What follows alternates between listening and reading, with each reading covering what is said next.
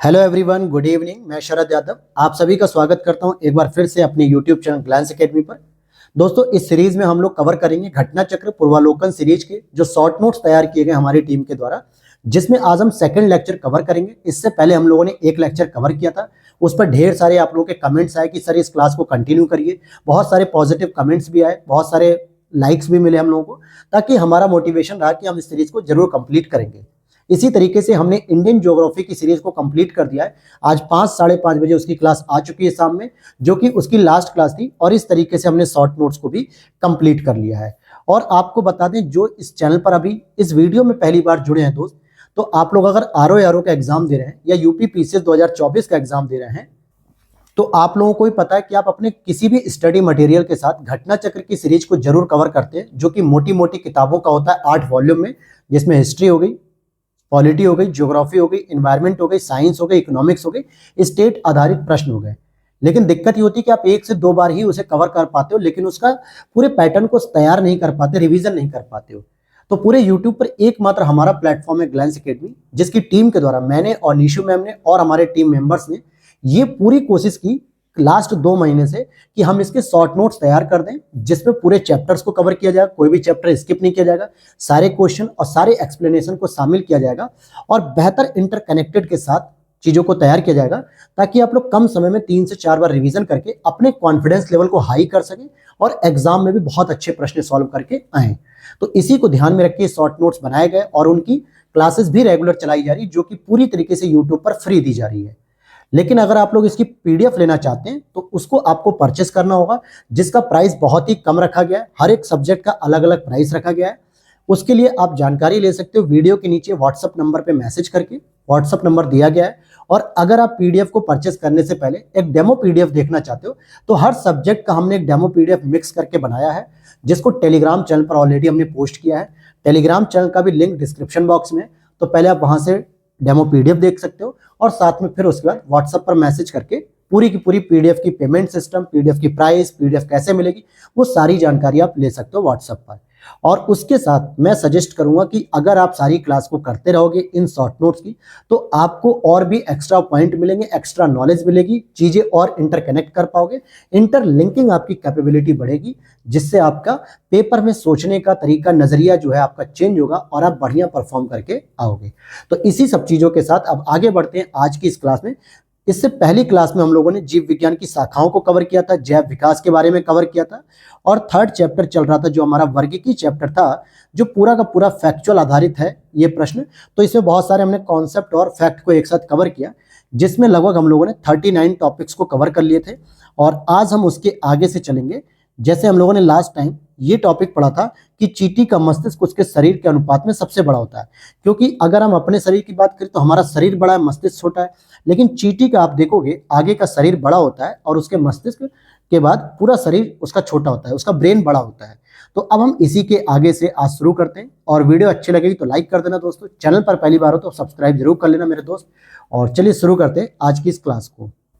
तो इस चैप्टर में थोड़ा सा फैक्ट ज़्यादा है, लेकिन जैसे जैसे हम हार्मोन्स की तरफ बढ़ेंगे, डिजीज की तरफ बढ़ेंगे, ह्यूमन बॉडी की तरफ बढ़ेंगे, टिश्यूज़ की तरफ बढ़ेंगे, प्लांट की तरफ बढ़ेंगे, तो उन चैप्टर्स में हम लोग थोड़ा कॉन्सेप्ट के साथ अच्छे से और स्टडी कर पाएंगे। लेकिन ये चैप्टर दोस्तों जो वर्गीकी है, ये आपका फैक्चुअल इन्फॉर्मेशन पे आधारित है, लेकिन फिर भी मैं इसमें कवक मतलब जो आपका कॉन्सेप्ट है उसके साथ आपको चीज़ों को समझाते हुए चल रहा हूँ, ताकि आपको पॉजिटिव रेस्पॉन्स मिले। तो यहाँ पर आज का हमारा पॉइंट रहेगा पहला, कि चींटियों को कवकों के कृषक के रूप में जाना जाता है। चींटियों एवं कुछ कवकों के मध्य जो आत्मनिर्भरता या यूं कहे कि अंतर्निर्भरता, अन्योन्याश्रिता का संबंध पाया जाता है। क्यों मैं कह रहा हूं, जैसे आपको केंचुए के बारे में पता होगा कि केंचुए को क्या कहा जाता है, किसानों का मित्र कहा जाता है। क्योंकि केंचुए जो है किसान की जो मृदा होती है, मिट्टी होती है, उसमें कहीं ना कहीं विघटनकारी तत्व के रूप में काम करता है। बहुत सारे जो कार्बनिक पदार्थ होता है उसे विघटित करता रहता है और पोषक तत्वों की वृद्धि करता है। उसी तरीके से चींटियों को कवकों का कृषक यानी कवकों का किसान कहा जाता है। अर्थात कुछ कवक ऐसे होते हैं जो चींटियों के लिए बेनिफिट देते हैं, जैसे उनके लिए आवास की व्यवस्था कर सकते हैं, या उनके लिए जो है भोजन की व्यवस्था कर सकते हैं, पोषक तत्व की व्यवस्था कर सकते हैं। ठीक उसी प्रकार से कवकों के लिए भी कुछ जो है कि चींटियां यूजफुल होती हैं, यानी कि बेनिफिट होती हैं, क्योंकि वो भी इस तरीके से पोषक तत्व वगैरह ये सारी चीजों की पूर्ति कर सकती हैं। फिर यहाँ पर हम नेक्स्ट देखेंगे कि कंगारू चूहा एक ऐसी प्रजाति है जो कि बिना पानी पिए सबसे लंबी अवधि तक जीवित रह सकता है। अब ये प्रश्न जब पूछा गया तो बहुत सारों लोगों ने क्या किया, ऊंट को आंसर लगा दिया। तो मेरे दोस्त, ऊंट भी मान लेते हैं कि बिना पानी पिए लंबे समय तक जीवित रह सकता है। मान लीजिए कि अगर ऊंट दोस्तों 30 दिन तक जीवित रहता है तो कंगारू चूहा लगभग 70 डेज तक जीवित रह सकता है। इट मीन्स कि ऊंट से दोगुने समय तक वो जीवित रह सकता है। लेकिन बहुत सारे स्टूडेंट ने केवल ऊंट पढ़ा था, चूहे पर तो किसी का भरोसा ही नहीं हुआ, तो इसीलिए वो प्रश्न वहां पे गलत किया लोगों ने। तो आपको बता दूं कि सबसे लंबे समय तक बिना पानी पिए जीवित रह सकता है कंगारू चूहा, और इस वजह से यह ठोस मूत्र के रूप में उत्सर्जित करता है। मूत्र कैसा होता है इसका, पतला या पानी की तरह नहीं होता है जैसा हम आम इंसानों का होता है, क्योंकि हम लोग पानी पीते रहते हैं। लेकिन जो जानवर पानी नहीं पी रहा है तो उसके अंदर जो होता है, बॉडी के अंदर मूत्र कैसा हो जाता है, ठोस अवस्था में हो जाता है, जिसकी वजह से वो ठोस रूप में करता है। वहीं किंग कोबरा की बात करें, जो कि एक सरीसृप प्रजाति होती है, और ये एकमात्र ऐसा सर्प होता है जो अपना घोंसला बनाता है। जबकि बाकी सांपों को आप देखोगे, चाहे पैंथन को देख लो, चाहे ड्रैगन को देख लो, या फिर आप अजगर को देख लो, किसी भी सांप को देखोगे तो वो बच्चे जरूर देते होंगे, मतलब अंडे देते होंगे, लेकिन वो घोंसला नहीं बनाते। जबकि किंग कोबरा घोंसला बनाता है, बाकायदा अपने बच्चों की सुरक्षा करता है, और ये अंड प्रजक होता है, क्योंकि ये बच्चे के रूप में अंडे को पहले देता है, फिर अंडे फूटते हैं तो फिर वहां से नए नए बच्चे निकलते हैं। और इसका जो विष होता है वो तंत्रिका विषी होता है। इट मीन्स कि क्या कहने का मतलब हो गया, तंत्रिका विषी का मतलब हो गया कि इसके विष का जो जहर होता है उससे हमारी नर्वस सिस्टम जो है कि नर्व सिस्टम प्रभावित होती है। और आगे देखते हैं कि सांप के जहरीले विषदंत होते हैं। अब यहाँ पे ध्यान देना कि जो सांप के जो जहरीले विषदंत होते हैं, जो रूपांतरित हो जाते हैं जंभिका दंत के। इट मीन्स कि जो दांतों में जो उनका विष होता है, जब वो काटते हैं ना तो जंभिका दंत के रूप में विष कन्वर्ट हो जाते हैं, जीभ के रूप में। ऐसा लगेगा कि उसने जीभ मारी हो, जबकि उसके अंदर छोटे छोटे दांत होते हैं। आप बहुत सारे डिस्कवरी चैनल को देखोगे या यूट्यूब की रील्स में देखोगे तो बहुत सारे जो सांप पकड़ने वाले लोग होते हैं वो दिखाते हैं कि इनके दांत तो होते हैं छोटे छोटे, लेकिन जब ये डंक मारते हैं यानी बाहर की ओर जीभ निकालते हैं तो वो सारा का सारा जहर क्या होता है, जीभ में आ जाता है। इसलिए इनको जंभिका दंत भी कहा जाता है। अच्छा, समुद्री कच्छपों, कच्छपों का मतलब होता है कछुए, कि कुछ प्रजातियां या कुछ जातियां शाक भक्षी होती हैं। शाक भक्षी का मतलब हो गया दोस्तों शाकाहारी होती हैं। और मछली की कुछ जातियां भी शाक भक्षी होती हैं। आपको यकीन नहीं होगा कि मछली की जातियां भी शाक भक्षी होती हैं, ये कहना थोड़ा मुश्किल होगा, लेकिन हाँ, मछली और कछुए इनकी प्रजातियां कुछ जो है कि शाक भक्षी के रूप में आती हैं। और सांपों की कुछ जातियां सजीव प्रजक होती हैं, यानी कि सजीव प्रजक का मतलब होता है कि डायरेक्टली बच्चों को जन्म देती हैं। जैसे नॉर्मली हमने सुना है कि भाई सांप अंडे को जन्म देता है और फिर अंडे में से बच्चे निकलते हैं, लेकिन कुछ प्रजातियां ऐसी होती हैं जो सीधे सीधे बच्चे को जन्म देती हैं, अंडे की आवश्यकता नहीं पड़ती है। अब दुनिया में लाखों प्रजातियां हो सकती है सांप की, तो उनमें से कुछ ऐसी प्रजातियां हैं।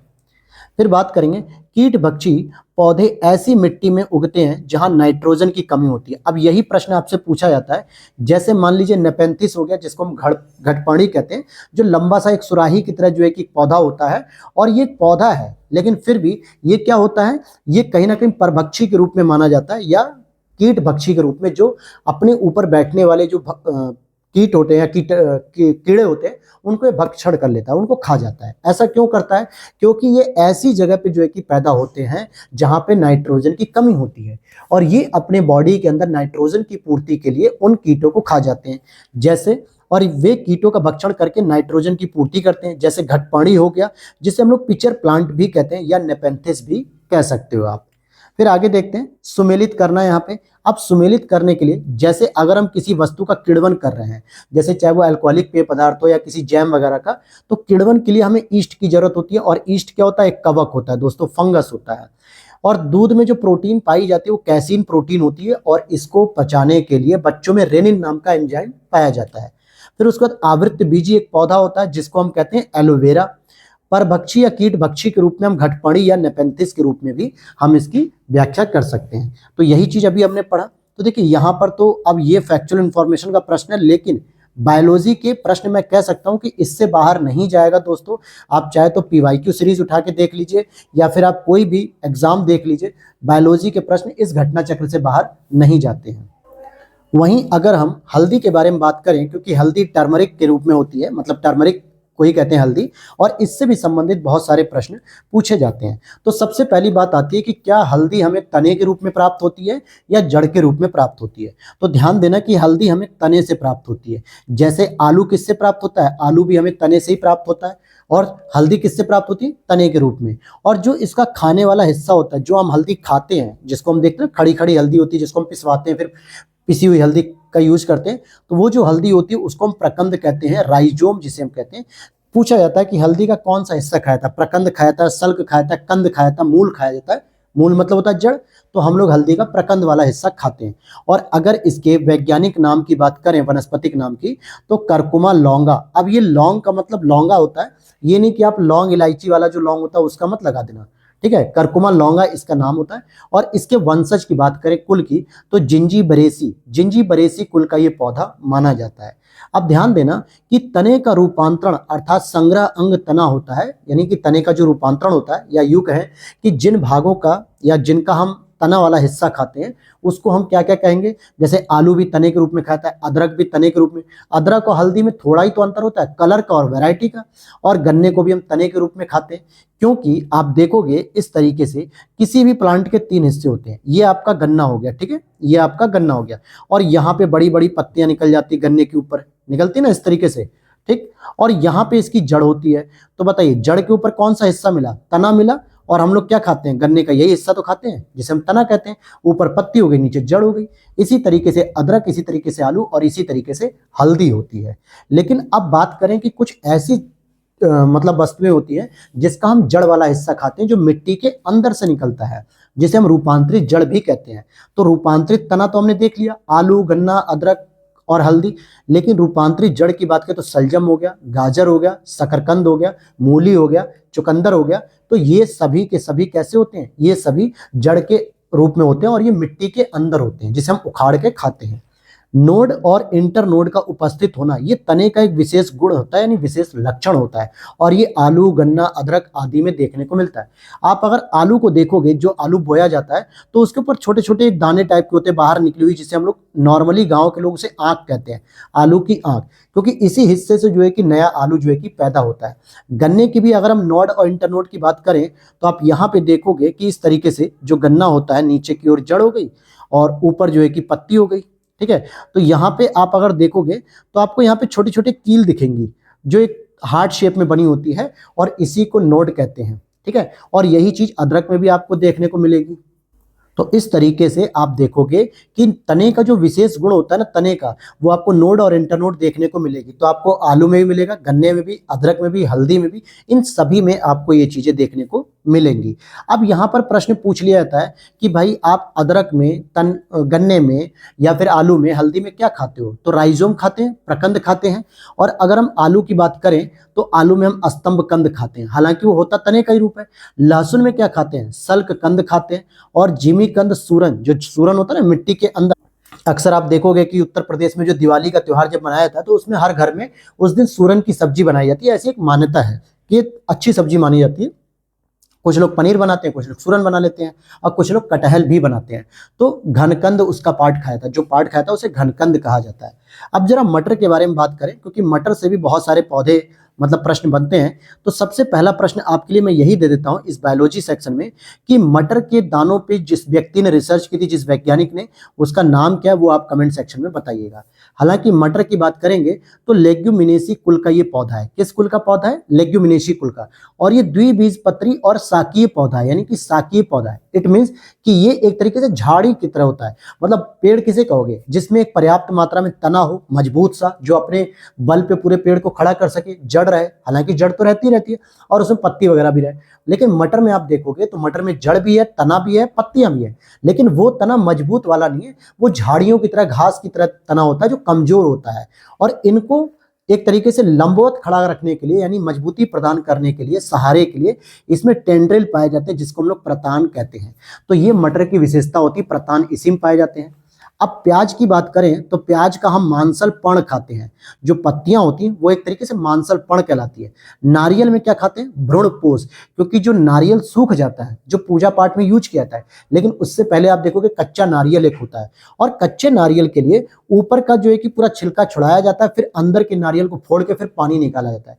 तो अंदर क्या होता है, बच्चा ही तो होता है, भ्रूण तो होता है अंदर किसी भी चीज के अंदर, तो उसे हम भ्रूणपोष कहते हैं। और आलू की बात करेंगे तो कंद खाते हैं, इट मीन्स की रूपांतरित तना खाते हैं। अब यहाँ पे आप कहोगे सर ये तो आप गड़बड़ कर रहे हो, क्योंकि यहाँ तो आपने स्तंभ कंद बताया, तो चाहे स्तंभ कंद कह दीजिए, स्तंभ को ही तो तना कहा जाता है, उसका कंद कह सकते हैं आप लोग। अब यहाँ पर एक और प्रश्न पूछा जाता है, स्पेशली सेब के लिए पूछा जाता है कि असत्य फल, ध्यान देना, असत्य फल किसे कहते हैं।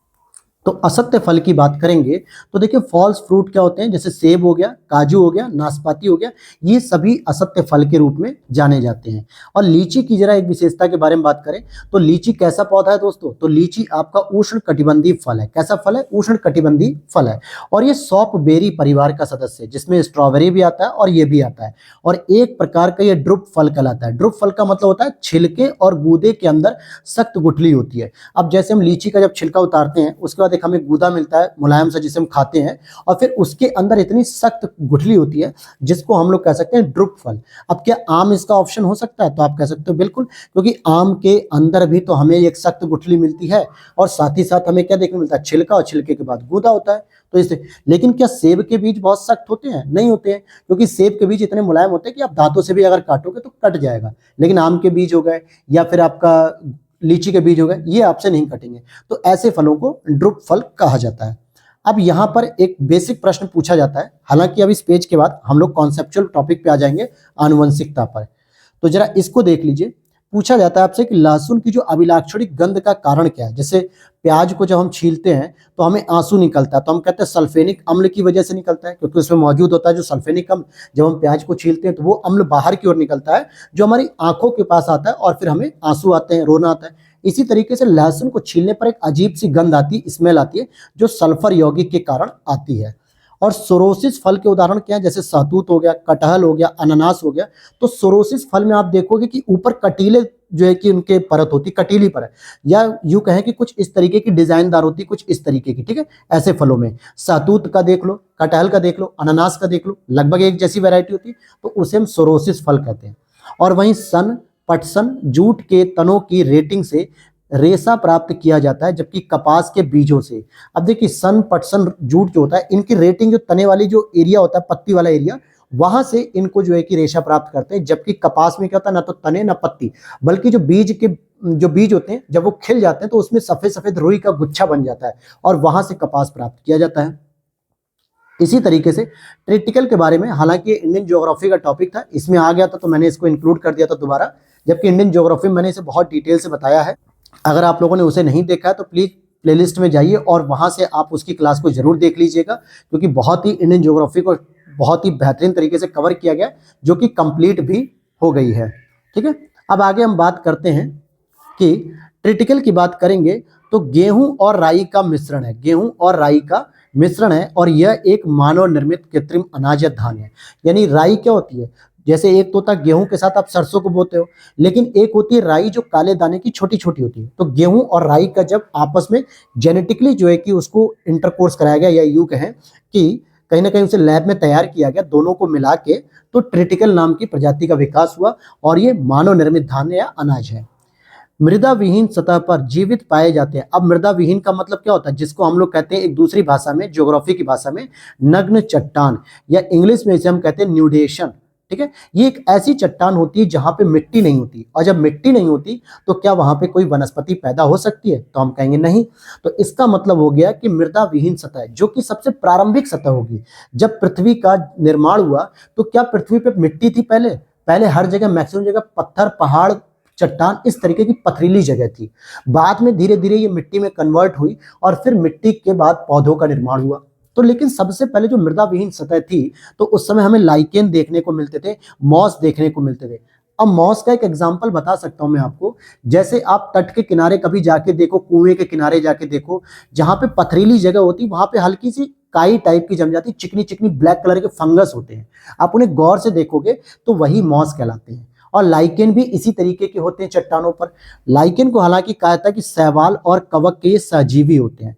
लाइकेन और कवक के ये सहजीवी होते हैं, और लाइकेन को तो यह भी कहा जाता है कि अगर प्रकृति में प्रदूषण की मात्रा बहुत ज्यादा है, वायुमंडल में प्रदूषण की मात्रा बहुत ज्यादा है तो इसका मतलब लाइकेन समाप्त होने लगेंगे। और अगर लाइकेन समाप्त है किसी जगह पे तो आप ये मान के चलो कि वहां पे प्रदूषण बहुत ज्यादा हो रहा है। तो इसीलिए इसे कहा जाता है कि ये इन्वायरमेंट में, वायुमंडल में प्रदूषण के सूचक भी है। अगर इनकी संख्या में वृद्धि हो रही है तो इसका मतलब है कि वहां का प्रदूषण बिल्कुल कम है, और अगर वृद्धि नहीं हो रही है, कमी हो रही है, तो आप कह सकते हो कि वहां प्रदूषण ज्यादा बढ़ रहा है।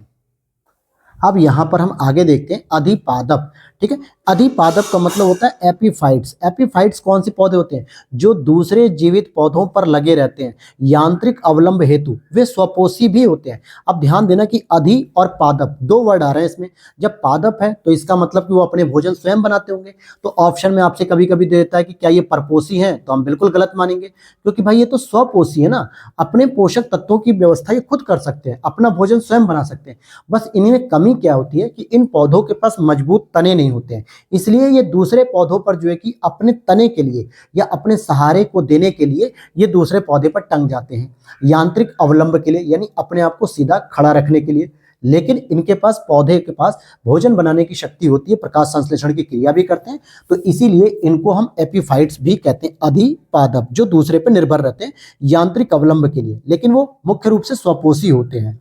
अब आगे देखते हैं, इसी तरीके से जो जल में उगने वाले पौधे होते हैं उसे हम कहते हैं हाइड्रोफाइट। हाइड्रो मतलब क्या होता है? जल हो जाता है। और जो लवण मृदा मृदोद्भिद होते हैं, यानी कि जो लवणीय मृदा में जो पौधे उगते हैं उनको हम हेलोफाइट कहते हैं। और जो चट्टानी पौधे होते हैं उन्हें हम सैलोद्भिद कहते हैं। सैल मतलब क्या होता है? चट्टान होता है, तो इसलिए उन्हें सैलोद्भिद कहते हैं। तो यहां से भी आपका एक मिलान करने के लिए आ जाता है, तो इसलिए इसको याद रख लेना कि हाइड्रोफाइट जलीय पौधे, एपीफाइट अधिपादप पौधे, हेलोफाइट लवण मृदोद्भिद पौधे, और सैलोद्भिद जो होते हैं वो चट्टानी पौधे होते हैं। अब जैसे अगर आप देखोगे कि अमरबेल कैसा है, ये तना परजीवी, यानी कि ये तने पर जो है कि टंगा रहता है अमरबेल। स्पेशली आप देखोगे कि नीम के पेड़ों पे या पाकड़ के पेड़ पे, पीपल के पेड़ पे ये टंगा रहता है, वहीं पे जो है कि अपना पोषण वगैरह लेता रहता है। चंदन की बात करेंगे तो ये जड़ परजीवी के रूप में होता है। आर्किड दोस्तों एक पुष्प की प्रजाति है, यानी कि पुष्प ही होता है, जो कि अरुणाचल प्रदेश में सबसे अधिक पाया जाता है। और ये जब जमीन पर गिर जाते हैं ना सारे के सारे फूल, तो ऐसा लगता है कि एक आग लग गई हो। ठीक है, ऐसा लगता है कि जंगल में आग लग गई, दावानल की स्थिति हो गई, क्योंकि बहुत सुंदर लाल रंग में खिलते हैं और जब जमीन पे गिर जाते हैं फैल जाते हैं एक साथ। हालांकि ये अरुणाचल प्रदेश का राज्य पुष्प है, इसलिए अरुणाचल प्रदेश को आर्किड स्टेट भी कहते हैं।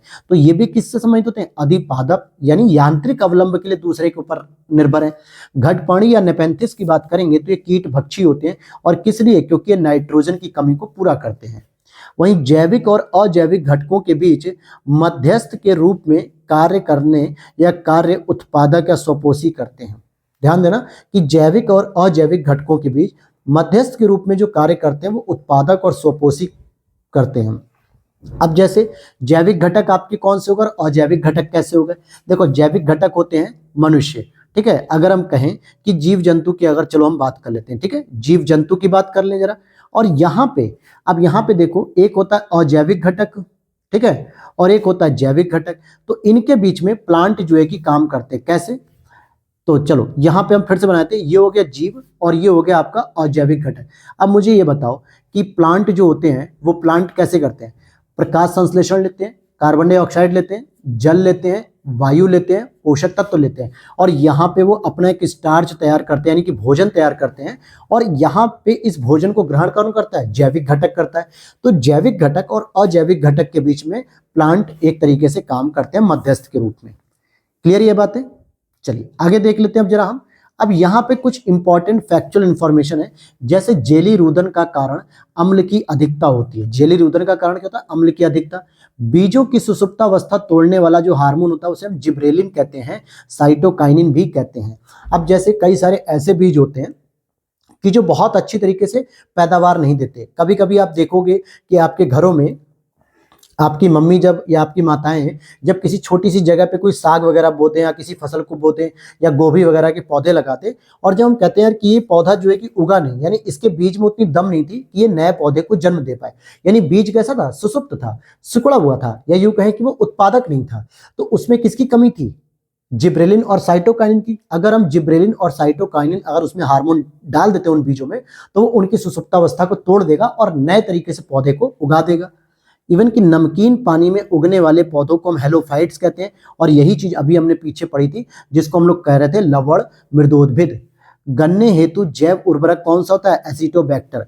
ये भी कई बार पूछा जाता है कि एसिटोबैक्टर जो होता है वो जैव उर्वरक के रूप में यूज किया जाता है, लेकिन किस फसल के लिए? तो आपके सामने ऑप्शन दिया था गेहूं का, धान का, गन्ने का, दलहन का। तो ऐसे में आप कंफ्यूज हो जाते हो कि यार इतना बारीक इन्होंने ऑप्शन दिया कि कैसे हम सही करें। तो एजिटोबैक्टर जो होता है वो जैव उर्वरक के रूप में गन्ने के लिए स्पेशली काम करता है। अब यहाँ पे हम अगले पॉइंट को देखें तो स्वजीवी को क्या कहेंगे या स्वपोषी को? उत्पादक। उत्पादक ही तो पेड़ पौधे होते हैं, वही तो प्रोडक्शन कर रहे होते हैं और उनके प्रोडक्शन को ही तो हम भक्षण करते हैं। तो जो व्यक्ति या जो पादप स्वयं प्रोडक्शन करता है उसे हम स्वजीवी या स्वपोषी कहते हैं। वहीं उपभोक्ता की बात करें, जो कंज्यूमर होते हैं, तो उन्हें हम कहते हैं परोपजीवी, जो दूसरों पर निर्भर होते हैं। अब जैसे हम लोग पेड़ पौधों पे ही तो निर्भर हैं, उत्पादकों पे ही तो निर्भर हैं, तो हम लोग परपोषी हो गए। और जो विबंधक होते हैं ना, जिनको हम लोग डिकम्पोजर कहते हैं, क्या कहते हैं? डिकम्पोजर, ठीक है, उन्हें हम मृतोपजीवी कह देते हैं, उन्हें हम मृतोपजीवी कहते हैं। और प्राथमिक उपभोक्ता की बात करें तो वो हो जाएंगे तृणभक्षी, ठीक है। प्राथमिक उपभोक्ता की बात करें तो वो तृणभक्षी हो जाएंगे। उसी तरीके से अगर आप देखोगे कि महासागरों की आहार श्रृंखलाओं में प्राथमिक उत्पादक कौन होते हैं? डायटम होते हैं, साइनोबैक्टीरिया होते हैं। अब ध्यान देना कि ये दोनों ही आपके शैवाल की एक प्रजाति है। साइनोबैक्टीरिया को ब्लू ग्रीन एल्गी भी कहते हैं, यानी कि नील हरित शैवाल, जो कि सबसे पहला जीव माना जाता है, ब्लू ग्रीन एल्गी। और ये भी प्रकाश संश्लेषण की क्रिया करते हैं, ये भी पौधे जो है कि भोजन बनाते हैं, और इसी पर निर्भर होकर सारे के सारे जो है कि प्रवाल, फिर प्रवाल पे मछली, मछली से और जीव जंतु, तो एक फूड चेन जो है कि क्रिएट करते हैं। तो डायटम हो गया और साइनोबैक्टीरिया हो गया। अब यहाँ पे कुछ आपसे प्रोटीन के बारे में पूछा जा रहा है कि सेब में जो लालिमा देखने को मिलती है, जैसे सेब काटने पर आपको देखने को मिलता है कि सेब थोड़ी देर बाद लाल हो गया, किसकी वजह से हो गया? एंथोसाइनिन की उपस्थिति के कारण सेब लाल हो जाता है। गाजर में जो लालपन दिखता है, गाजर जो लाल होता है वो कैरोटीन की वजह से होता है। टमाटर में लाल होता है लाइकोपीन। अब ध्यान देना, गाजर और टमाटर दोनों में अलग अलग लाल का कारण बनता है। हल्दी अगर पीले रंग की होती तो जैंथोफिल के कारण होती है। चुकंदर में जो लाल रंग होता है वो विटरनिन के कारण होता है। और पपीते में जो पीला कलर होता है वो कैरिका जैंथीन की वजह से। अब देखो, हल्दी में पीलापन होता है जैंथोफिल से, पपीते में पीलापन होता है कैरिका जैंथीन से, गाजर में लालपन होता है कैरोटीन से, टमाटर में लालपन होता है लाइकोपीन से, चुकंदर में लालपन होता है, गाढ़ा लाल जो होता है वो विटरनिन से हो जाता है। गुच्छी की बात करें तो गुच्छी एक तरीके से दोस्तों कवक होता है। जरा इसको देख लेते हैं, या मशरूम का ही एक पार्ट कह सकते हो। गुच्छी एक प्रकार का कवक होता है, अर्थात एक महंगा मशरूम। ध्यान देना कि मशरूम भी तो फंगस है। मशरूम जो हम लोग मार्केट में खाते हैं ना, छोटा छोटा सफेद सफेद जो होता है, बहुत सारे स्टूडेंट या मैं भी जब बचपन में छोटा था, मुझे जो जानकारी नहीं थी तो मैं उसे कुकुरमुत्ता कह देता था। कि जनरली क्या होता है, जहाँ पे डॉगी पेशाब करते थे दीवार के किनारे, या बिल्ली वगैरह पेशाब कर देती है, तो छोटे छोटे छतरी की तरह उसी तरीके से कुकुरमुत्ता उगाते थे, ठीक है। तो हम लोग भी देखते थे मार्केट में कि यार आज हम मशरूम खा रहे हैं, हमारे घर में बना है, तो हम मम्मी से पूछ लेते थे कि क्या आप बिल्ली का कुकुरमुत्ता बना रहे हो क्या? तो वो लोग कहते थे कि नहीं, ये मशरूम होता है। बस इतना ही हमें बताते थे। लेकिन अब समझ में आता है कि वो मशरूम खाने योग्य होता है, जो कि कवक का होता है। और ये जो गुच्छी वाला मशरूम होता है, जो महंगा होता है, ये कुछ हिमालयी वन क्षेत्रों में पाया जाता है, क्योंकि ये पोषक तत्वों से भरपूर होते हैं और ये थोड़ा महंगा आता है। अब जरा बात करें माइकोराइजा, जिसको हम लोग क्या कहते हैं? कवक मूल कहते हैं। ये कवक और पौधों के मध्य एक सहजीवी संबंध पाया जाता है। यानी हम कह सकते हैं कि जो पौधे होते हैं और जो कवक होते हैं, इनके बीच में सहजीवी संबंध पाया जाता है। कैसे? मान लेते हैं कि अगर हम यहाँ पे पौधे हैं और यहाँ पे कवक हैं, तो कवकों को जो है कि आवास दे देते हैं, घर दे देते हैं, भोजन दे देते हैं, कौन? पौधे दे देते हैं। लेकिन पौधे इनको जो है कि क्या देते हैं, मतलब पौधों को कवक क्या देते हैं? तो कवक जो है कि उनको पोषक तत्व देते हैं, छोटे छोटे जो विघटनकारी पोषक तत्व चाहिए थे वो दे देते हैं, और जितने भी हार्मोन चाहिए होते हैं वो देते हैं। तो कहीं ना कहीं कवक और पौधों के बीच में आपसी एक निर्भरता का संबंध होता है, जिसके बीच में जो कवक मूल होता है, कौन सा कवक होता है? माइकोराइजा होता है, जो सामान्यतः दलहनी फसलों में भी देखने को मिलता है। और राइजोबियम भी इसी प्रकार का है, जो दलहनी फसलों में मिलता है। अब यहाँ पे बात करेंगे नोस्कापीन, ये किससे प्राप्त होता है? तो पॉपी से। पॉपी क्या होता है? पोस्ता। आपने देखा होगा छोटे छोटे दाने होते हैं पोस्ता के, जो सामान्यतः सूजी के हलवे की तरह जो सूजी दिखती है ना, महीन महीन, वैसे ही पोस्ता के दाने होते हैं। अगर आप घर में नहीं देखा है तो अपनी मम्मी से पूछेगा तो बताएंगी, क्योंकि हर घर में जनरली पोस्ता मिलता ही मिलता है। फिर अफीम प्राप्त किया जाता है, किससे प्राप्त किया जाता है? बिना पके फल के लेटेक्स से, यानी कि जो अफीम का जो फल होता है जो कि अधकच्चा होता है, अधकच्चा मतलब आधा कच्चा होता है, उसके लेटेक्स यानी कि जो दूध होता है वहां से अफीम को प्राप्त किया जाता है। तो यहाँ पर अगर फिर से बात की जा रही है कि अफीम जो है पोस्ता के किस भाग से प्राप्त किया जाता है, अधपके फल से अफीम का मुख्य अवयव जो है कि मॉर्फिन प्राप्त किया जाता है। क्या प्राप्त किया जाता है? मॉर्फिन। तो मॉर्फिन किसका जो है कि मुख्य घटक हो गया? अफीम का हो गया। और अगर हम अफीम के वैज्ञानिक नाम की बात करें तो पेपेवर सोमनीफेरम, क्या नाम है? पेपेवर सोमनीफेरम, ये इसके वैज्ञानिक नाम है। और अफीम किस श्रेणी की दवा के अंतर्गत आता है? तो अवसादकारी। अगर जैसे कोई व्यक्ति डिप्रेशन में जा रहा है या अवसाद की स्थिति में आ रहा है तो उसको अफीम से निर्मित जो दवाई होती है जब वो दी जाती है तो अफीम हमारी बॉडी में क्या होती है? उत्तेजना पैदा करती है, जिसकी वजह से व्यक्ति एक्टिव मोड में आता है और अवसाद से बाहर निकलता है। और अब हम चलते हैं अपने 4th चैप्टर की ओर, जिसको हम कहते हैं कोशिका। अब यहाँ पर हम देखते हैं नेक्स्ट चैप्टर हमारा 4th नंबर पे सेल यानी कि कोशिका। अब ध्यान दीजिएगा कि नाभिक के अलावा कोशिका के माइटोकॉन्ड्रिया का तथा हरित लवक नामक कोशिकांग डीएनए में पाया जाता है। तो चलिए अब इससे समझने से पहले मैं आपको एक छोटा सा एग्जांपल देता हूं कि हमारी बॉडी का जो सूक्ष्म इकाई होती है, सूक्ष्म इकाई या सूक्ष्म यूनिट, जिसको हम लोग कहते हैं इंग्लिश में सेल कहते हैं, ठीक है? क्या कहते हैं? सेल। अब कैसे मैं बताऊं? जैसे मान लीजिए एक सेल है आपका और एक सेल में जो है कि बहुत सारी चीजें होती है, माइटोकॉन्ड्रिया होता है, गोल्जी बॉडी होती है, बहुत सारे पार्ट्स होते हैं। लेकिन जब कई सारे सेल आपके निर्मित होते हैं, कई सारे आपके सेल जब इकट्ठे हो जाते हैं तो ये क्या तैयार कर देते हैं? कई सारे सेल मिलके ये तैयार करते हैं आपका टिश्यू। टिश्यू का मतलब होता है ऊतक। और जब इसी तरीके से बहुत सारे जो है कि टिश्यू आपके इकट्ठे हो जाते हैं, एक जगह इकट्ठे होते रहते हैं, तो ये आपका तैयार करते हैं बॉडी का ऑर्गन, यानी कि बॉडी ऑर्गन, इट मीन्स की बॉडी का पार्ट। अब जैसे मान लीजिए आपका कोई उंगली का एक हिस्सा बनना है या कोई आपकी हड्डी का एक हिस्सा बनना है, ब्रेन का, गाल का, पेट का, कहीं का भी एक कोई हिस्सा बनना है बॉडी के ऑर्गन के रूप में, तो वो टिश्यूओं का ग्रुप होगा, यानी कि ग्रुप ऑफ टिश्यू। लेकिन टिश्यू जो है कि किससे बनेगा? ग्रुप ऑफ सेल से बनेगा। तो सेल सबसे छोटी यूनिट होती है हमारे बॉडी के अंतर्गत। अब यहाँ पे सेल के नाभिक के अलावा कोशिका के माइटोकॉन्ड्रिया तथा हरित लवक नामक कोशिकांग डीएनए में पाया जाता है। अब यहां पर बात समझनी है, क्योंकि डीएनए क्या होता है? जो एक पीढ़ी से दूसरी पीढ़ी में उन्हीं लक्षणों को लेकर जाता है जो लक्षण उसे अपने माता पिता से प्राप्त होते हैं, डीएनए को। अब डीएनए मुख्यतः जो है कि जो नाभिक मतलब कोशिका होता है, कोशिका का एक न्यूक्लियस होता है, नाभिक, जिसमें लगभग मान के चलिए कि 70% डीएनए का पार्ट होता है, जो पूरे के पूरे सेल को क्या करता है? कंट्रोल करता है। लेकिन इसके अलावा माइटोकॉन्ड्रिया जो कि कोशिका में ही पाई जाती है, माइटोकॉन्ड्रिया और हरित लवक नामक कोशिकांग में भी डीएनए पाया जाता है। तो कहां पे पाया जाता है? नाभिक में भी, माइटोकॉन्ड्रिया में भी और हरित लवक में भी। अब मनुष्यों में तो हरित लवक नहीं होता है, बल्कि पेड़ पौधों में होता है, तो वहां पर डीएनए पाया जाता है। तो ध्यान देना कि डीएनए कितनी जगह पाया जा रहा है? 3 जगह। मनुष्यों में कितनी जगह? 2 जगह, एक तो नाभिक में और एक माइटोकॉन्ड्रिया में। डीएनए की खोज की बात करें तो फ्रेडरिक मिसर साहब ने किया। बहुत लोग क्या करते हैं? वाटसन और क्रिक लगा के आते हैं, जबकि इन्होंने डबल हेलिक्स मॉडल दिया था, यानी डीएनए की व्याख्या की थी कि डीएनए का जो मॉडल होता है वो डबल कुंडलित होता है, डबल हेलिक्स वाला होता है। लेकिन उसकी खोज फ्रेडरिक मिसर साहब ने की थी। आगे देखते हैं, पादप और जंतु कोशिकाएं दोनों में प्लाज्मा झिल्ली उपस्थित रहती है। ध्यान देना, क्योंकि कई बार पूछा था कि एक सेल वॉल होता है। क्या पूछा था आपसे? Cell wall. यानी कि सेल वॉल का मतलब अगर देखें तो सेल वॉल जो विशेषता होती है वो केवल और केवल प्लांट की होती है, पादपों की होती है, जबकि वो जीव जंतुओं या मनुष्यों में अनुपस्थित होती है। लेकिन प्लाज्मा मेम्ब्रेन जो होती है, जो झिल्ली होती है, वो पादप में भी मिलती है और जंतु कोशिकाओं में भी मिलती है। और ये चयनात्मक पारगम्य होती है, यानी ये डिसाइड करती है कि किस चीज को हम बॉडी के अंदर आने दें और किस चीज को हम बॉडी के बाहर जाने दें। तो ये चयनात्मक पारगम्य के रूप में काम करती है प्लाज्मा झिल्ली। और कोशिका भित्ति केवल पादप में, ध्यान देना, कोशिका भित्ति जिसको हम लोग कह रहे थे अभी सेल वॉल, ये केवल पादप में पाई जाती है, जंतुओं में नहीं। तो ये पूछ लिया जाता है कि सेल वॉल जो होती है, कोशिका भित्ति, ये किसकी विशेषता है? तो दोस्तों ये होती है आपके पादप की विशेषता। वहीं पादप कोशिका में वृहद रसधानी पाई जाती है, जबकि जंतु कोशिका में छोटी रसधानियां पाई जाती हैं। तो ये डिफरेंसेस भी आपसे पूछे जाते हैं। वहीं प्लाज्मा झिल्ली की बात करें तो प्लाज्मा झिल्ली जो बनी होती है, प्लाज्मा मेम्ब्रेन, वो प्रोटीन और लिपिड की बनी होती है। जैसे मान लीजिए ये एक प्रोटीन हो गया और ये दूसरी प्रोटीन लेयर होगी, और इसमें जो है कि आपको लिपिड देखने को मिलते हैं इस तरीके से, तो इससे ही प्लाज्मा झिल्ली निर्मित होती है। प्रोटीन संश्लेषण में मुख्य भूमिका होती है अंतःद्रव्यी जालिका एंडोप्लाज्मिक रेक्टिकुलम की और राइबोसोम की, क्योंकि एंडोप्लाज्मिक रेक्टिकुलम में ही राइबोसोम मिलता है, गोल्जी बॉडी मिलती है, और इसी के अंदर राइबोसोम के द्वारा प्रोटीन संश्लेषण किया जाता है।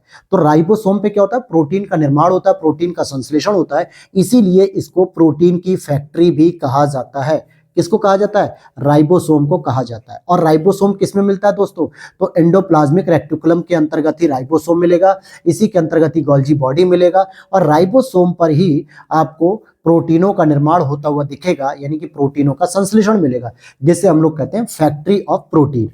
प्रक्रमित कोशिका मृत्यु में कोशिकीय और आणविक नियंत्रण को एपोप्टिस भी कहा जाता है। जैसे कई बार क्या होता है कि प्रोग्राम्ड जो सेल डेथ होती है या कोशिकीय और आणविक नियंत्रण को तो एपोप्टोसिस कहा जाता है। ये एक बीमारी एक तरीके से हो जाती है।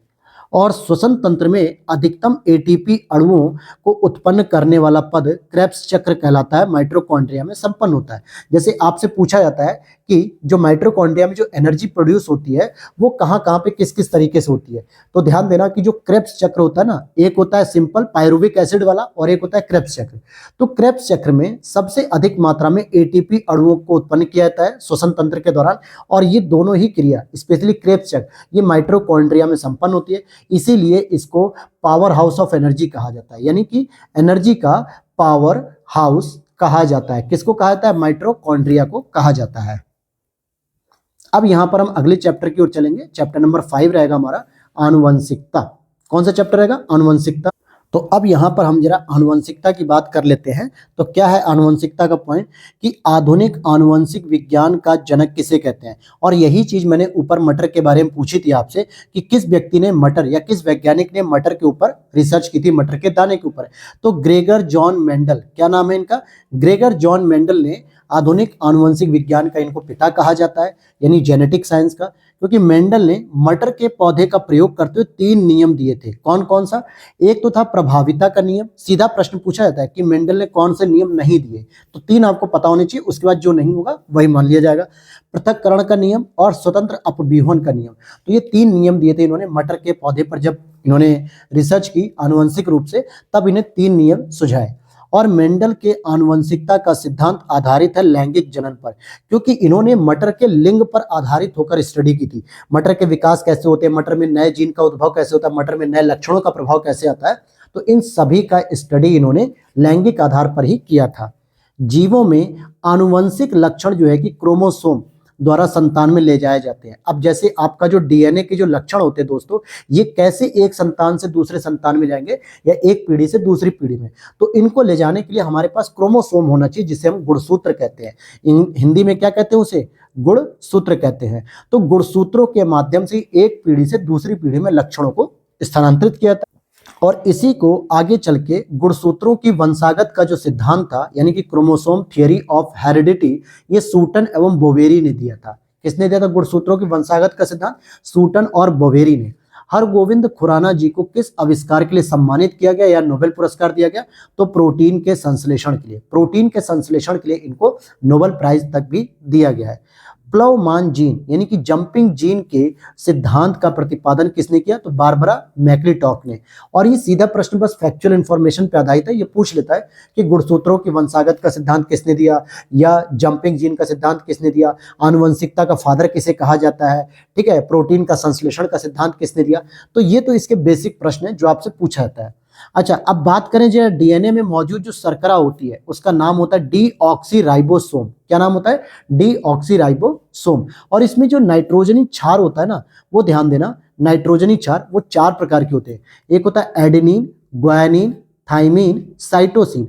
लेकिन जब आप आरएनए की बात करोगे तो आरएनए में सेम होता है एडेनिन, ग्वानिन, थाइमिन, साइटोसिन, लेकिन थाइमिन की जगह यहाँ पर यूरेसिल देखने को मिलता है। तो जो डीएनए होता है इसमें कौन सी शर्करा होती है, डीऑक्सीराइबोसोम, ये इसका नाम होता है डीऑक्सीराइबोसोम। नाइट्रोजनी बेस कौन से होते हैं, एडेनिन, ग्वानिन, थाइमिन, साइटोसिन। और थाइमिन की जगह अगर हम यूरेसिल लिख देते हैं तो ये आरएनए में उपस्थित नाइट्रोजनी क्षार होते हैं। अच्छा, छिपकली के बारे में ध्यान देना कि छिपकली में लिंग गुणसूत्र नहीं होते, उसमें न तो मेल न फीमेल इसके गुणसूत्र नहीं होते, बल्कि उसके लिंग का निर्धारण होता है पर्यावरणीय ताप से। अगर वो टेम्परेचर के हिसाब से क्या करते हैं, अपने लिंग को चेंज कर देती है। अब आगे चले, आगे हम चलते हैं सबसे इंपॉर्टेंट चैप्टर की ओर, जैव उर्वरक, जहां से प्रश्न सीधे फैक्ट पे आधारित आपसे पूछे जाते हैं। तो अब हम देख लेते हैं जैव उर्वरक के बारे में। तो नाइट्रोजन स्थिरीकरण करने वाले जैव उर्वरक, यानी कि वायुमंडल से नाइट्रोजन का ग्रहण करके पौधों और मिट्टी में नाइट्रोजन को प्रदान कराना या नाइट्रेट की फॉर्म में इसे प्रदान कराना। तो इसके लिए कौन कौन से जैव उर्वरक आपके लिए काम के हो सकते हैं, जैसे राइजोबियम हो गया, एजेटोबैक्टर हो गया, एजोस्पिरिलम हो गया, नीलहरित शैवाल हो गया, एजोला हो गया, एनाबिना हो गया, नॉनस्टक हो गया। क्योंकि आपको पता होना चाहिए, ये मैंने पढ़ाया भी है ज्योग्राफी के एग्रीकल्चर चैप्टर में, कि पौधे जो होता है वायुमंडल में उपस्थित जो 78% नाइट्रोजन होती है, पौधे नाइट्रोजन को सीधे रूप में ग्रहण नहीं कर पाते, जबकि कार्बन डाइऑक्साइड को ग्रहण कर लेते हैं प्रकाश संश्लेषण की क्रिया में। लेकिन पौधों के अपने विकास के लिए नाइट्रोजन की आवश्यकता होती है, तो इसीलिए उसे वो नाइट्रेट की फॉर्म में ग्रहण करते हैं, जिसके लिए कुछ जैव उर्वरक होती है जो नाइट्रोजन का स्थिरीकरण करती है, जिसे हम लोग कहते हैं नाइट्रोजन का फिक्सेशन करना। और इसमें राइजोबियम है, एजेटोबैक्टर, एजोस्पिरिलम, नीलहरित शैवाल, एजोला, एनाबिना, नॉनस्टक। लेकिन वहीं फास्फोरस को घुलाने वाले भी कुछ जैव उर्वरक होते हैं, जो फास्फोरस को जल में घुलनशील बना के मृदा के पोषक तत्वों में वृद्धि करते हैं, जैसे बैसिलस हो गया, स्यूडोमोनास हो गया और एस्परजिलस हो गया। क्या हो गया? Bacillus, Pseudomonas, Aspergillus. फिर इसके बाद बात करेंगे कंपोस्टिंग एक्सीलरेटर की। क्या बात करेंगे हम? कंपोस्टिंग एक्सीलरेटर की बात करें तो ये सेलुलोलिटिंग, लिग्नोलिटिंग, और वहीं पर अगर हम बात करेंगे तो अल्फा अल्फा की बात करें तो ये एक फलीदार पौधा है। कैसा पौधा है? ये एक फलीदार पौधा है जो कहीं ना कहीं नाइट्रोजन और फास्फोरस के सहयोग के लिए होता है। और आगे देखें कि माइकोराइजा की जो हम बात कर रहे हैं बहुत देर से, बार बार माइकोराइजा, राइजोबियम ये जो आ रहा है, हालांकि इसके बारे में अभी मैंने पहले ही बता दिया कि माइकोराइजा पादपों की जड़ों एवं कवकों के बीच सजीवी संबंध प्रदर्शित करते हैं। इट मीन्स कि प्लांट और कवक, इन दोनों के बीच में माइकोराइजा, जिसको हम लोग कवक मूल कहते हैं, जो कवकों के मूल होते हैं, ये सजीवी संबंध दिखाते हैं। इट मीन्स कि कुछ मात्रा में कवक पादपों की जड़ों में कुछ उपयोगी चीज को प्रदर्शित करते हैं या पोषक तत्वों को पहुंचाते हैं, वहीं पादप भी उन्हें भोजन, पानी, आवास, कवकों को प्रदान कर देते हैं। तो एक दूसरे से सहजीवी संबंध, या हम कह सकते हैं कि एक दूसरे के साथ अंतर्निर्भरता का संबंध भी दर्शाते हैं। ब्लू ग्रीन एल्गी की बात करें, नीलहरित शैवाल का मुख्यतः जैव उर्वरक के रूप में प्रयोग होता है धान के खेत में। किसके रूप में प्रयोग होता है? धान के खेत में। और ये मुख्यतः नाइट्रोजन के फिक्सेशन के लिए यूज होता है। वहीं एजोला, एनाबिना, नॉस्टक, नीलहरित शैवाल, इन सभी का धान की फसल में नत्रजन स्थिरीकरण, इन नाइट्रोजन के स्थिरीकरण को बढ़ावा देता है। तो अभी हमने ऊपर पढ़ लिया था। जबकि राइजोबियम मटर की फसल के लिए जरूरी है और एजेटोबैक्टर आपके गेहूं की फसल के लिए भी जरूरी है। हालांकि एजेटोबैक्टर आपको गन्ने की फसल के लिए भी जरूरी माना जाता है। फिर आगे देखें कि नीलहरित शैवाल एजोला का सहचारी होता है। किसका सहचारी होता है? नीलहरित शैवाल, एजोला का। और साथ मिलाने पर अच्छी उर्वरकता प्राप्त होती है। और एजोला एक जलीय फर्न है। एजोला कैसा है दोस्तों? जलीय फर्न है, एक जलीय पौधा एक तरीके से मान लीजिए। और इसको जब हम ब्लू ग्रीन एल्गी के साथ मिलाते हैं तो उर्वरक क्षमता ज्यादा मिलती है हमें। वैसे हम देखें वेस्कुलर, अर्बवेस्कुलर, वेस्कुलर और अर्बुस्कुलर माइकोराइजा फास्फोरस का स्थिरीकरण करता है। तो जो ये जो माइकोराइजा होता है वेस्कुलर वाला, ये फास्फोरस का जो है कि स्थिरीकरण करता है, क्योंकि हमारी मृदा में नाइट्रोजन, फास्फोरस और ह्यूमस, इन तीनों की ही कमी मिलती है। अब यहाँ पे नाइट्रोजन यौगिकीकरण पादप ऐसे पौधे हैं जिनकी जड़ों के साथ सहजीविता रखने वाले जीवाणु नाइट्रोजन से अमोनिया का संश्लेषण करते हैं। ध्यान देना कि जैसे नाइट्रोजन यौगिकीकरण, कुछ पादप ऐसे होते हैं जिनकी जड़ों के साथ सहजीविता का संबंध रखते हैं कुछ जीवाणु। अभी तक हमने क्या पढ़ा कि कवक जो है कि सहजीविता का संबंध रख रहे थे, लेकिन अब यहाँ पे हमने देखा कि जीवाणु भी हैं जो सहजीविता का संबंध रखते हैं और नाइट्रोजन से अमोनिया का संश्लेषण करते हैं, मतलब नाइट्रोजन से अमोनिया बनाते हैं। जैसे अल्फा अल्फा हो गया, चना हो गया, क्लोवर हो गया, जिसे हम लोग तिपतिया घास भी कह देते हैं। क्या कहते हैं इसे? हम लोग तिपतिया घास भी कहते हैं। अब यहाँ पर आपको कुछ दलहनी फसलें मैं दिखा दूं, जैसे चना हो गया, मटर हो गया, सेम हो गया, अरहर, ये सभी आदि की जड़ों में पाए जाने वाले जीवाणु नाइट्रोजन स्थिरीकरण में सहायक होते हैं। जबकि धान के खेत में प्राय नाइट्रोजन की कमी होती है, जिसे दूर करने के लिए आप किसका प्रयोग कर सकते हो? एजोला का प्रयोग कर सकते हो, यूरिया का प्रयोग कर सकते हो, नीलहरित शैवाल का प्रयोग कर सकते हो। तो दलहनी फसलों में नाइट्रोजन का स्थिरीकरण कौन करता है? राइजोबियम हो गया, माइकोराइजा हो गया, ये सब करते हैं जीवाणु। लेकिन धान की खेती के लिए आप यूरिया, एजोला, नीलहरित शैवाल आदि का प्रयोग कर सकते हो धान की खेती में नाइट्रोजन की कमी को दूर करने के लिए। और इसी तरीके से सोयाबीन में जो नाइट्रोजन फिक्सेशन करता है जीवाणु, उसका नाम होता है राइजोबियम जैपोनिकम। क्या नाम बताया मैंने? नाइट्रोजन का फिक्सेशन करता है जो सोयाबीन में, उसका नाम है राइजोबियम जैपोनिकम। तो आपने देख लिया कि सोयाबीन में जो नाइट्रोजन फिक्सेशन करता है जीवाणु, उसका नाम है राइजोबियम जैपोनिकम। और अब हम अपने चैप्टर नंबर 7 की ओर बढ़ रहे हैं, कंकाल मांसपेशियां तंत्र, यानी कि आपका कंकाल क्या है, मस्कुलर सिस्टम क्या है, इसके बारे में जानेंगे। तो देखिए, सबसे पहली बात आपको समझनी है कि मानव के शरीर में भी कुछ तत्व पाए जाते हैं जो वायुमंडल में होते हैं। तो मानव शरीर में पाया जाने वाला सर्वाधिक प्रतिशत के आधार पर तत्व देखोगे तो सबसे अधिक ह्यूमन बॉडी में 65% ऑक्सीजन मिलता है। सेकेंड नंबर पे आपको कार्बन मिलेगा 18.5%। तीसरे नंबर पे हाइड्रोजन मिलेगा 9.5%। चौथे नंबर पे नाइट्रोजन मिलेगा 3.2%। और 5 नंबर पे आएगा कैल्शियम, फिर फास्फोरस। तो आपसे अगर शुरू के 3 पूछ लिए जाए तो वो आपको याद रहने चाहिए कि आपकी बॉडी में सबसे अधिक मिलेगा आपको ऑक्सीजन 65%, दूसरे नंबर पे कार्बन 18.5%, तीसरे नंबर पे हाइड्रोजन 9.5% के आसपास। ये हमारी ह्यूमन बॉडी में पाया जाता है। अच्छा, मनुष्य की खोपड़ियों में जो हड्डियों की संख्या होती है वो होती है 28 हड्डियां, जिसमें से 8 हड्डियां तो मस्तिष्क का खोल बनाती हैं, जो कि ब्रेन की सिक्योरिटी करती हैं, यानी कि ब्रेन को क्या करती हैं, सुरक्षा प्रदान करती हैं। ठीक है, जिसको हम लोग कपाल गुहा भी कह देते हैं, यानी एक ऐसी गुहा जिसमें कपाल अर्थात मस्तिष्क सुरक्षित होता है।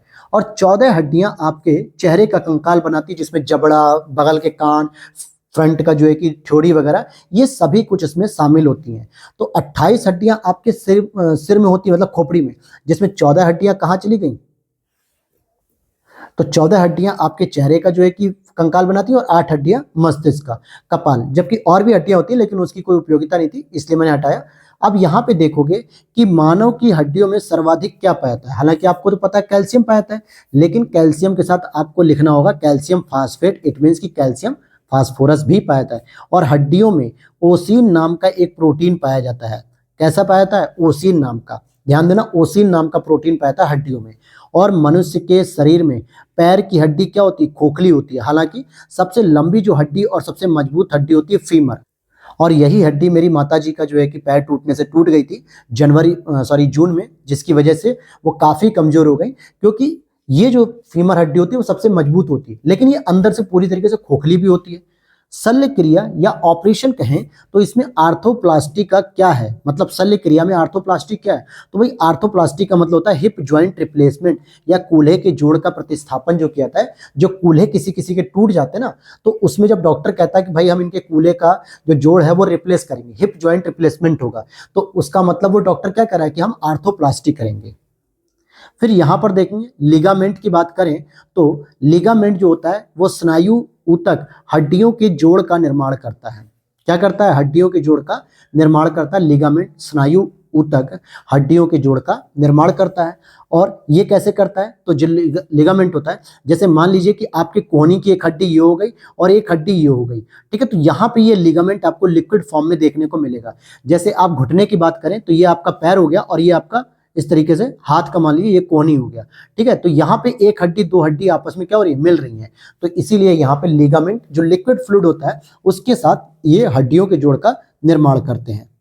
फिर आगे देखते हैं, अल्फा केराटिन एक प्रोटीन होती है जो मृत त्वचा में उपस्थित होती है, जैसे नाखून, बाल, खुर जो गायों के होते हैं। तो इसीलिए जब आप आगे के नाखून काटते हो या आपके बाल जो कटते हैं या खुर वगैरह की जो सफाई होती है, आप देखते हो गायों के, घोड़ों के खुर साफ किए जाते हैं काट काट के, तो उसमें उसे दर्द नहीं होता, ब्लड नहीं निकलता है, क्योंकि ये एक डेथ होती है, डेड सेल कहलाती हैं और इसमें अल्फा केराटिन पाया जाता है। इसीलिए जब लड़कियां सलून में जाती हैं और उनसे कहा जाता है कि आपके बालों में जो है कि मॉइस्चर कम हो गया है तो आपको केराटिन करवा लेना चाहिए। तो केराटिन क्या होता है? एक तरीके से डेड सेल के रूप में होता है, वो प्रोटीन होता है। कैसा होता है दोस्तों? वो प्रोटीन होता है। अस्थि और दंत निर्माण हेतु कैल्शियम और फास्फोरस आवश्यक होता है, इसके साथ फ्लोरीन भी आवश्यक है। जैसे अभी तक आपको पता था कि आपके दांतों की मजबूती के लिए कैल्शियम ही आवश्यक है, लेकिन कैल्शियम के साथ साथ आपको फास्फोरस भी चाहिए और फ्लोरीन भी चाहिए। शरीर का जो सबसे दृढ़ भाग होता है जिसको हम लोग दंत वल्क कहते हैं, यानी इनेमल कहते हैं, जो कैल्शियम फास्फेट तथा कैल्शियम कार्बोनेट का बना होता है। आपको पता होगा केवल कैल्शियम कार्बोनेट, लेकिन आपको कैल्शियम फास्फेट भी याद रखना है। अच्छा, उरोस्थी को क्या कहते हैं? जो ब्रेस्ट बोन होती है, जो सामने ब्रेस्ट के अंदर बोन होती है, उसको हम कहते हैं स्टर्नम। जत्रुक यानी कि कॉलर बोन क्या होती है? क्लेविकल। जानू फलक यानी कि नी कैप, जो घुटने की कटोरी होती है, उसको पैटेला कहते हैं, पटेला भी कहते हैं। स्कंद फलक, इसको हम स्कैपुला भी कहते हैं। क्या कहते हैं? स्कैपुला भी कहते हैं। और अब हम जरा बात कर लेते हैं पाचन तंत्र की। देखिए घटना चक्र में ये जो चैप्टर्स थे बहुत ज्यादा डिटेल में नहीं थे, जितना भी डिटेल में था उतना मैंने हर एक चीज को कवर किया, ताकि आपको कोई भी पॉइंट छूटना नहीं चाहिए और आपका मैक्सिमम चीजें याद हो जाए। बार बार आपका समय बचना चाहिए रिपीटेशन करने से, ताकि आप मैक्सिमम टाइम रिवीजन करिए, रिपीटेशन नहीं रिवीजन करना जरूरी होता है। ठीक है, और वीडियो अच्छी लग रही है तो लाइक कर देना दोस्तों। और साथ ही साथ अगर आपने इंडियन पॉलिटी या इंडियन ज्योग्राफी या मॉडर्न हिस्ट्री क्लास नहीं देखी है तो प्लेलिस्ट में आप जाकर उसे देख सकते हैं। रेगुलर उसकी क्लासेस चलाई जा रही हैं। इंडियन ज्योग्राफी तो कंप्लीट भी हो गई, पॉलिटी अब आगे की 2 से 3 दिन में खत्म हो जाएगी, 2-3 लेक्चर में। और पीडीएफ अगर आपको इसकी परचेस करनी हो, आपको खुद भी रिवीजन करने के लिए, तो पीडीएफ परचेस करने के लिए वीडियो के नीचे व्हाट्सएप नंबर दिया गया है, जहां पर आप मैसेज करके उन पीडीएफ को परचेस कर सकते हो। तो चलिए शुरू करते हैं पाचन तंत्र। अब यहाँ से जो बहुत अच्छे अच्छे वाले प्रश्न बनते हैं ना, उसको जरा ध्यान से देखते हैं। जैसे मानव शरीर में पाचन अधिकांशतः भाग छोटी आंतों में संपन्न होता है। हालांकि भोजन का जो पाचन होता है वो मुंह से ही प्रारंभ हो जाता है और बड़ी आंत तक चलता है। कहाँ तक चलता है? बड़ी आंतों तक चलता ही रहता है। अब जरा बात करें कि जब आपसे प्रश्न पूछा जाता है कि आपके भोजन का पाचन कहाँ से शुरू होता है, मुंह से शुरू हो जाता है, लेकिन आपके प्रोटीन का पाचन कहाँ से शुरू होता है, या यूं कहें कि प्रोटीन और विटामिन का पाचन तो आपके पेट से शुरू होता है, अमाशय से शुरू होता है। और अगर हम देखें तो छोटी आंत में संपन्न होता है, लेकिन जो भोजन का पाचन अंतिम रूप से बड़ी आंत तक चलता रहता है। क्यों? क्योंकि जो शाकाहारी जीव होते हैं दोस्तों, शाकाहारी, अब चाहे वो मनुष्य हो या जीव जंतुओं में गाय, बैल, भैंस, बकरी, इनका जो पाचन होता है वो आखिरी तक जाता है, बड़ी आंत तक जाता है। लेकिन जो मांसाहारी लोग होते हैं उनका भोजन जल्दी पच जाता है और वो छोटी आंतों में पचाते हैं अपने भोजन को। फिर मानव की जीभ के बारे में जरा कुछ आपको इंपॉर्टेंट फैक्ट बताता हूं। जैसे अगर आप देखोगे कि ये आपकी जीभ हो गई, ठीक है, ये आपकी जीभ हो गई, ये आगे का एरिया हो गया, मतलब इधर आपका फेस की ओर, मतलब मुंह की ओर खुलेगी जीभ। तो अग्रभाग से आपको मीठे का स्वाद पता चलेगा। जैसे ये वाला जो एरिया मैं इस तरीके से कर रहा हूं तो ये आपको मीठा स्वाद देगा। पश्च भाग की बात करेंगे तो ये आपको कड़वा स्वाद देगा, ये वाला, ठीक है, ये आपको कड़वा स्वाद देगा। लेकिन पार्श्व किनारे का जो भाग होता है जहां से आपको खट्टेपन का पता चलता है, ये वाला, ये जो पार्श्व किनारा होता है ना, यहां से आपको खट्टेपन स्वाद का पता चलता है। तो ये भी आपसे पूछ लिया जाता है कि जीभ का कौन सा हिस्सा कौन सा स्वाद देता है। तो भाई ये जो आगे वाला हिस्सा होता है ये आपको मीठे का एहसास कराता है, ये पीछे वाला हिस्सा आपको खट्टेपन का एहसास कराता है, मतलब कड़वे का, और साइड वाला हिस्सा, ये पार्श्व किनारे जो होते हैं, ये आपको खट्टे स्वाद का एहसास कराते हैं। फिर आगे देखते हैं कि मुख गुहा में किसका पाचन प्रारंभ होता है। सबसे पहले जब आप मुख में भोजन रखते हो तो किसका पाचन शुरू होता है? तो भाई कार्बोहाइड्रेट, जो कि हम भोजन के रूप में ग्रहण करते हैं, स्टार्च का, जब इसको हम चबाते हैं तो धीरे धीरे धीरे धीरे ये क्या होता है, टूटता जाता है, सलाइवा के रूप में चिकना होता जाता है, और फिर ये फूड पाइप से बॉडी के अंदर प्रवेश करता है। तो कार्बोहाइड्रेट यानी स्टार्च का पाचन होता है मुख गुहा में, और लार के पाचन कार्यों में शामिल होते हैं। अब जैसे जो आपके मुख गुहा में जैसे ही आप भोजन को रखते हो तो वहां से एक सलाइवा निकलता है, चिकना चिकना जो है कि एक सलाइवा निकलता है, लार जिसे हम लोग कहते हैं, जो बहुत स्टिकी होता है, चिपचिपा। ये पहला काम करता है कि भोजन को गीला करता है। भोजन जैसे हमने सूखी रोटी या रोटी आप खाते हो, चावल खाते हो, थोड़ी देर बाद आप देखोगे कि खाते खाते वो क्या होता है, अचानक से रोटी का टुकड़ा बाहर गिर गया या चावल आपको छींक की वजह से बाहर आ गया। तो आप जब उसे उठाते हो कहीं फेंकने के लिए डस्टबिन में, तो आप देखोगे रोटी क्या होती है, हल्की चिकनी हो जाती है, चिपचिपी हो जाती है। क्यों होती है? क्योंकि उसमें लार शामिल हो जाती है। तो लार के द्वारा भोजन को गीला भी किया जाता है और भोजन की लुगदी बनाई जाती है, यानी कि गोल गोल करके छोटा कर दिया जाता है ताकि फूड पाइप में आराम से नीचे चली जाए पेट के अंदर। और लार में क्या क्या पाता है? एमाइलेज एंजाइम होता है जो स्टार्च को शर्करा में तोड़ता है, यानी आपके बड़े बड़े भोजन के टुकड़े को छोटे छोटे शर्करा के रूप में तोड़ देता है। जबकि लार में उपस्थित एक लाइसोजाइम भी एंजाइम होता है जो जीवाणुओं को नष्ट करता है। क्या करता है? जीवाणुओं को नष्ट करता है। तो दोस्तों आज हम क्लास यहीं पे रोकेंगे क्योंकि मुझे कुछ एक अर्जेंट काम आ रहा है दोस्तों। एक मेरी जूम मीटिंग है ऑफिशियली, तो उसका टाइम हो चुका है 8 बजे से, इसलिए बस मैं अभी यहीं पर क्लास रोकूंगा।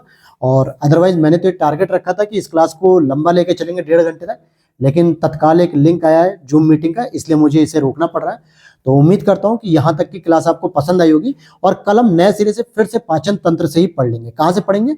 हम पाचन तंत्र से ही पढ़ेंगे, ताकि आपको ये पूरा का एक पूरा सीक्वेंस आपको बनता चलेगा। तो वीडियो अच्छी लगी तो लाइक कर देना दोस्तों, और साथ ही साथ पीडीएफ खरीदने के लिए, परचेस करने के लिए व्हाट्सएप नंबर पर आप मैसेज करके इंक्वायरी ले सकते हो। तो मिलते हैं नेक्स्ट वीडियो में। Thanks for watching. जय हिंद, जय भारत।